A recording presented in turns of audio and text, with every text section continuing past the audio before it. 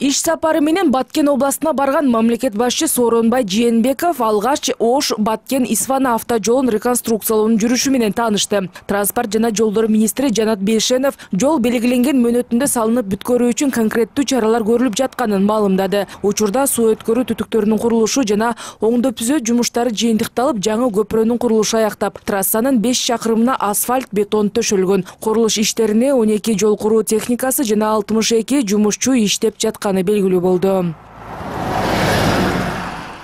Андан соң президент Сооронбай Жээнбеков областын Кадамжай районунун жашоочулары менен жолугушту. Өлкө башчы региондорду өнүктүрүү иштери быйылда уланаарын, деги эле элет жерин өнүктүрүү мамлекеттик саясаттын артыкчылыктуу багыты бойдон кала берерин белгиледи. Ошондой эле кичи жана орто бизнести өнүктүрүүгө өзгөчө көңүл бурулаарын айтып, өткөн жылы региондорду өнүктүрүү багытында кандай иштер аткарылганына кеңири токтолду. Ал белгилегендей, былтыр элет жеринде ишкердикти өнүктүрүү үчүн жагымдуу шарттар түзүлгөн. Бизнести негизсиз текшерүүгө мораторий киргизилген. Өлкө боюнча 500дөн ашык жаңы ишкана ачылып, 6,5 миңдей жумуш орду түзүлгөн. Каражаттар Бишкек чүй Ош шаарына калып аткан. Регионго кеткен эмес, бул көзөмөл эмес. Азыр баардыгын көзөмөлдөп, чакан жол орто бизнес кайдан чыгат? Бул чакан жол орто бизнес аймактардан чыгат. Ошолор келип иштей баштаса, эл иштей баштаса, миграция кеткен балдарыбыз келип ошону кура баштаса, каражат бере баштасак, андан кийин чакан жол орто үлүшү көбөйө баштайт. Мына быйыл 0,8 гана пайызга, 0,8 0,7ге көбөйдү быйыл. Биз 40% тегерен жүрүп атабыз. Биз 60%га чыгышыбыз керек.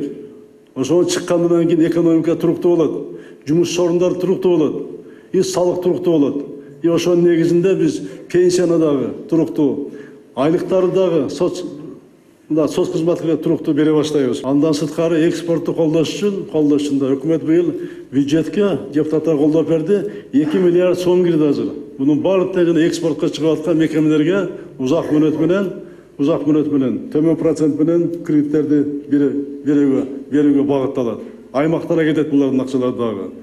Президент Сооронбай Жээнбеков сот укуктук реформасынын маңызын, коррупция менен системалык күрөш, тышкы саясаттагы кадамдар, коомду санарипке өткөрүү чаралары тууралуу айтып берди. Мындан сырткары мамлекет башчысы 3-чү дүйнөлүк көчмөндөр оюндары бийик деңгээлде өтүп, 60га жакын өлкөнүн өкүлдөрү катышканын жана оюндарды өткөрүү Туркияга берилгенин эске салды. Ошондой эле өлкө ичинде көчмөндөр оюндарын жайылтуу максатында жыл сайын бир областта өткөрүп туруу чечими кабыл алынганын билдирди. Айтымында быйылкы оюндар Талас областынан башталат. Мына сиздин кылган жакшы мамилеңиз менен чет өлкөдөгү, мисалы үчүн Өзбекстан менен.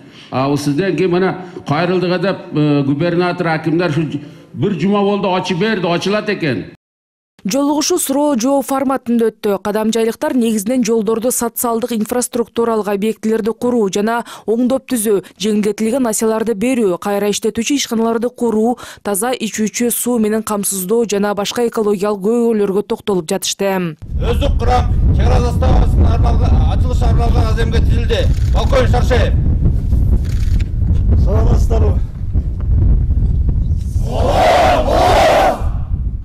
Андан соң мамлекет башчысы Кадамжайдын Өтүкчү айылында жайгашкан Факел чек ара заставасынын жаңы курулган имаратынын ачылыш аземине катышты. Анда президент чек ара тосотуна 200 000 сомдук сертификат тапшырып, ал имараттын курулушу Кыргызстан менен Россиянын ортосундагы стратегиялык макулдашуунун алкагында бүткөрүлгөнүн, 15 январда Россия тарап Кыргызстандын мамлекеттик чек ара кызматына 125 жаңы автомобилдик техникаларды өткөрүп бергенин эске салды. Азыркы мезгилге чейин биздин чек арачылар өзүнүн милдетин аткарышып, аткарышып, элибизге жолдукка кызмат кылып, мына келе жатышат. Айрыкча мен айтып кетем, биздин Россия Федерациясына, биздин союздаштарыбызга улардын мына ар кандай жардам берип атышат. Бир эле пограничтерге эмес, аскерге дагы жалпы, башка биздин эл чарбасына дагы жардамдар жакшы болуп атат.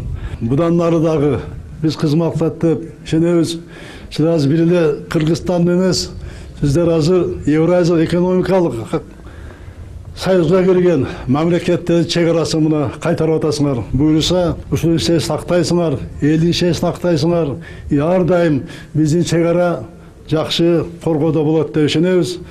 Баткен областына болгон бир күндүк иш сапарынын соңунда президент Сооронбай Жээнбеков аталган областагы Кызыл Кыя шаарындагы номер 8-лицейдин алдындагы өндүрүштүк комплекске барды. Мамлекет башчысы комплекстин ишмердүүлүгү менен таанышып, лицейдин эмгек жамааты жана окуучулар менен маектешти. Ал эмгек рыногу талап кылган адистерди даярдоо зарылдыгын белгилеп, учурда өлкө айыл чарба жана кайра иштетүү тармагындагы адистерге муктаж экендигин кошумчалады. Эскерте кетсек, комплексте окуучулар автоунааларды сырдоо, моторлорду ремонттоо, ширеттөө, токардык иштер, электродиагностика, желимдөө, май алмаштыруу, унааларды жууп тазалоо иштери менен алектенишет.